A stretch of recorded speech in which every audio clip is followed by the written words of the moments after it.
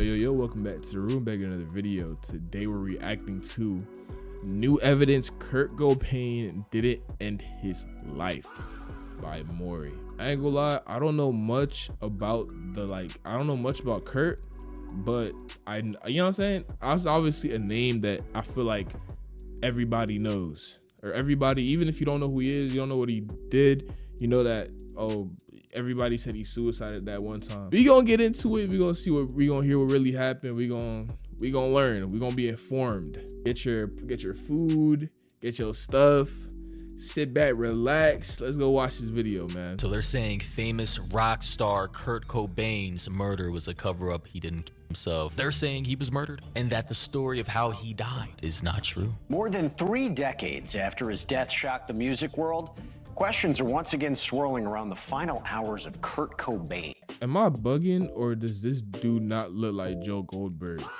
a little bit? Whoa, you got about 5 seconds to hit the sub button before I blow you away. Let me know. At April 5th, 1994, inside of a greenhouse above a Seattle garage.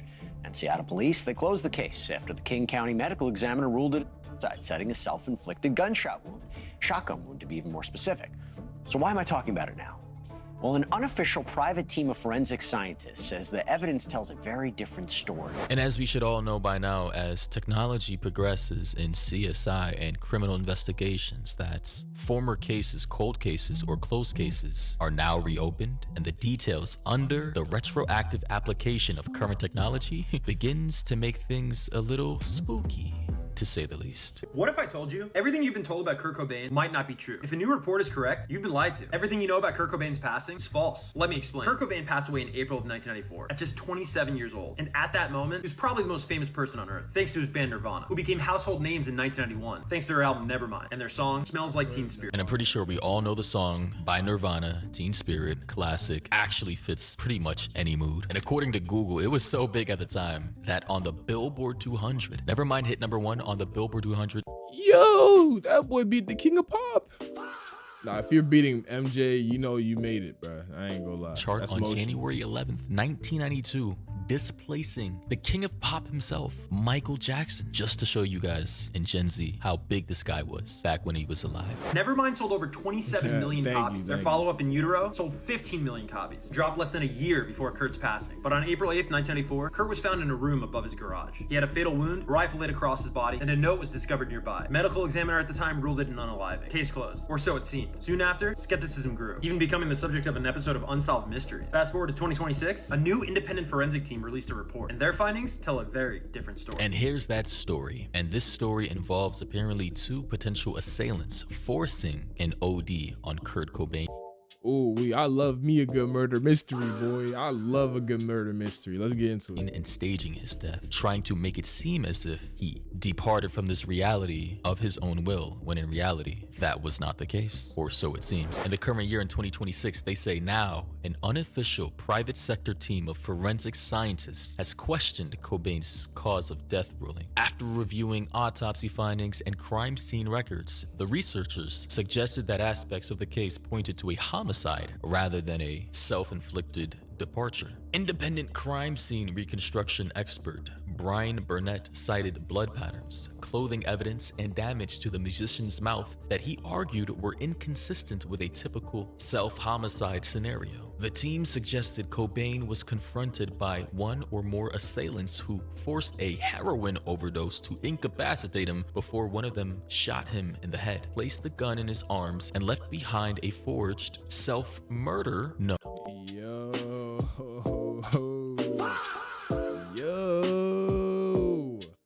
That's crazy, bruh. That's crazy.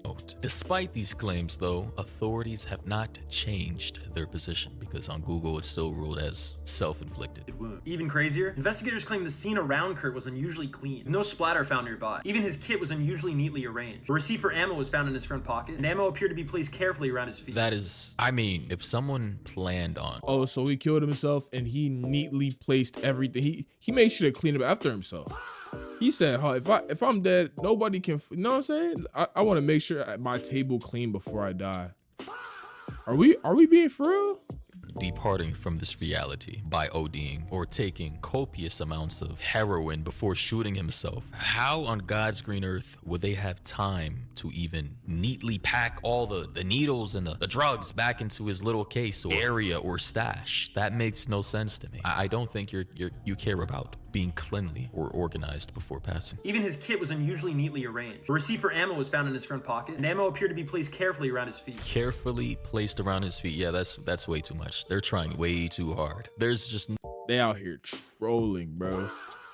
They out here trolling. I mean, putting it. Oh, I have those Converses actually. I have those same shoes, but that's crazy, bro. There's too much convenient locations of the gun, neatly packed away needles. Overdosing before shooting? Why would you need to OD before shooting? Why not just shoot or do the OD? You didn't have to do both. That it feels as though someone was really trying to execute this guy. I don't think anybody who truly wants to leave this world is gonna do all that and be found in such a way that makes it. Bro, in fact, if someone has a bad mental state, I feel like a tell of that mental state is your room. If you're in such a bad mental state that you're trying to kill yourself, why would your room be clean? Seem as if someone really wanted to make it very clear that he did it to himself and that nobody else was involved. Like, that's the feeling I get. One researcher described it as looking like a stage movie scene. So what does law enforcement say? Seattle police stand by their original record. The medical examiner's office has said they're open to revisiting the case if genuinely new evidence emerges. But as of this moment, Kurt's passing remains classified as it always has been, despite this new report. Honestly, everything that I'm hearing now about this case, incredibly suspicious. They also question the organization of the substance kit found nearby, saying it looked way too neatly arranged. Their argument is essentially someone under extreme physical duress would not carefully cap needles and put equipment away. Literally, again, how could somebody who allegedly OD'd from that particular drug even have enough energy or care even enough to even then tuck everything back into it? So you're telling me he's in a terrible mind space, he's on heroin, he's depressed, but he had enough time to neatly arrange everything? That don't even make sense, bro. That don't make any sense at all. This organized position literally makes no sense. They then argue that the top portion reads like someone expressing frustration about music and fame. Then they claim the final lines appear visually different, larger, more rushed handwriting, and suggest that this could indicate tampering. And I mean, guys, just allegedly the top part, the top half, written by Kurt himself. And then as you see, as you get closer to the bottom, it just starts becoming more disorganized and the letters start getting bigger. And, you know, we don't know. I don't know. We're all speculating here. Letter involves him wanting to leave music behind and his frustrations, saying things like he lost passion for music, creating and performing, saying he felt guilty for faking his enthusiasm on stage and can't bear ripping fans off, so he was very empathetic, right? And he didn't like faking things. He also mentioned Freddie Mercury's genuine love for his fans and his crowds, but he just can't match that energy. He also expressed him being too sensitive and needing to be numbed with, you know, drugs in order to function properly, and feared that his daughter would turn out just like him. He also apparently quoted Neil Young saying it's better to burn out than to fade away. So yeah, I mean, guy was clearly a very passionate young man at the time, and I don't know what it is. Did he actually self-inflict, or was this a plot, a scheme to take him out for whatever? A lot of people genuinely believe that he did not go out on his own and that this was... I say it's 50-50. I think if there's new evidence, go out and explore that evidence fully. Don't just give up on it. But it's very possible that he did just do that, you know? A cover-up. You know, commenters on TikTok are saying, honey, all of Gen X knew it was a cover-up since the get-go. Another person said, yeah, I knew it for the longest time. Alan Wrench was the one who him. He was Courtney's lover, Kurt Cobain's wife at the time, who they believe has a hand in potentially offing him. Courtney was the one who ordered the hit for $10,000. There was also an interview with El Dose where he accidentally slipped Alan's name. He said, Alan, I mean, my friend. Then he nervously laughed. After that interview, El Duce, who apparently became infamous in conspiracy circles surrounding Kurt Cobain's death for claiming that his wife Courtney Love approached him in late 1993 and offered him $50,000 to murder Kurt Cobain and stage it as a you-know-what. But this commenter goes on to say that El Duce was found perished on the train tracks, and the reason was because he was intoxicated. Not surprising at all to hear that it was a homicide. So 3 years after Kurt. Wow, very interesting news. I ain't gonna lie, if there's more videos on it, I'm definitely gonna take some time on my end and go on like a little a deep dive, because I don't know, I just crime stuff is interesting. If you enjoyed the video, make sure to sub, like, comment your thoughts on down below.